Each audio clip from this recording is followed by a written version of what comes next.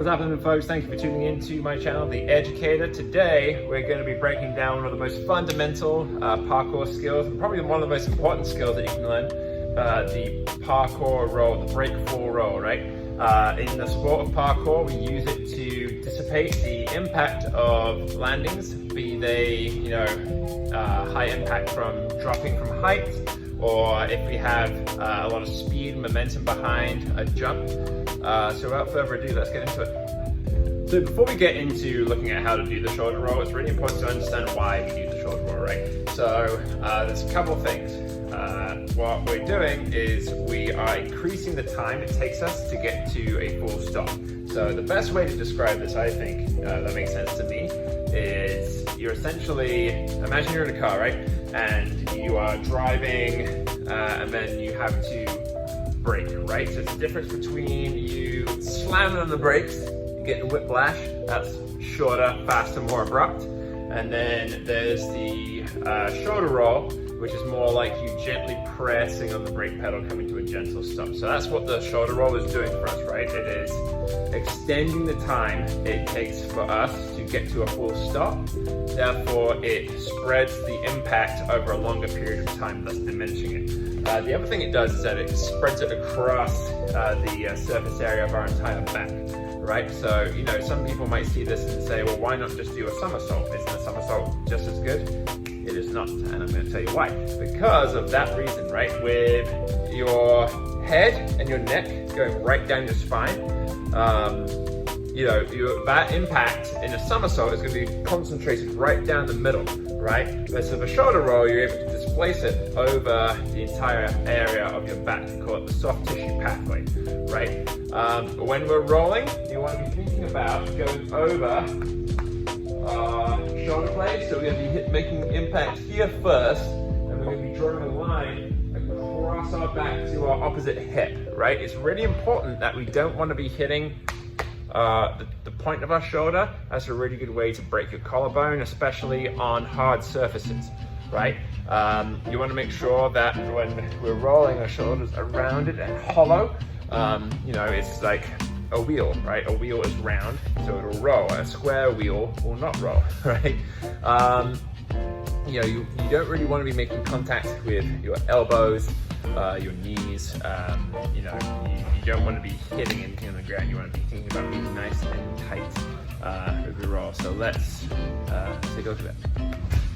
So when you're doing your roll, there's a couple ways you can go about it first. What we want to be thinking about for the first one, if we have no idea how to roll or get over our head, is we're going to take one knee, we're going to take our hand respected to the shoulder.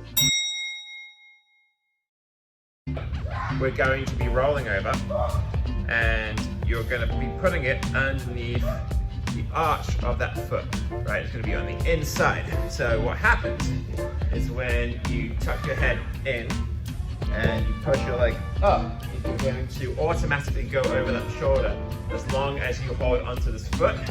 So that's going to look a bit like this.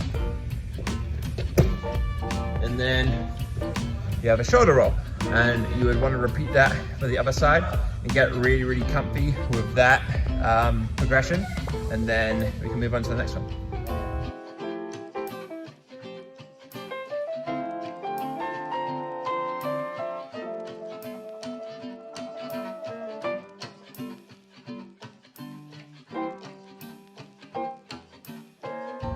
Once you have the coordination of that down, we can go on to the next progression, which is a lot more like how it actually feels when you're doing a shoulder roll.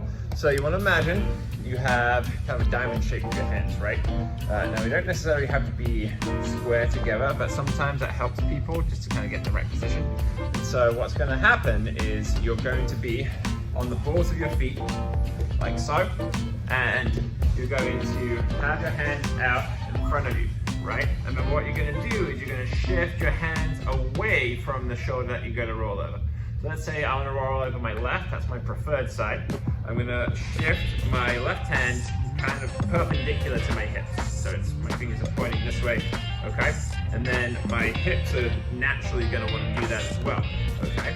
So what happens here is that I'm going to push forward, I'm going to tuck my head in, I'm going to drop my left elbow without it actually touching the floor, but I'm going to drop it, and that's going to initiate this anatomy of the roll. Right, it's going to come in like so, and then push up off the side, up onto my feet, like that.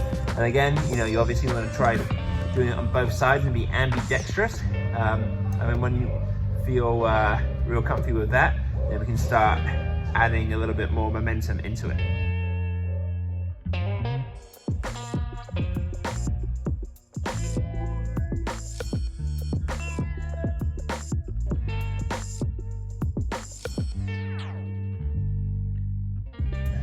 So once you're good with that, then you can start to add a little bit of momentum with it.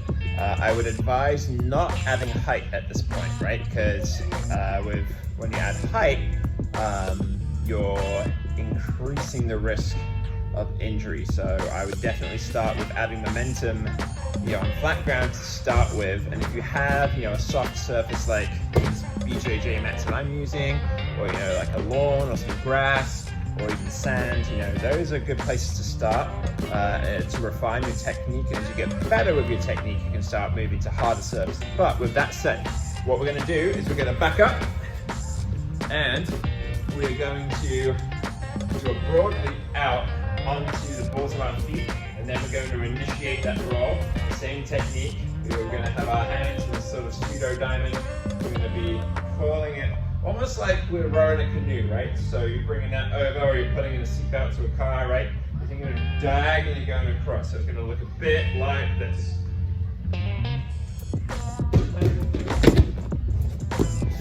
There you have it. That's the basic shoulder roll.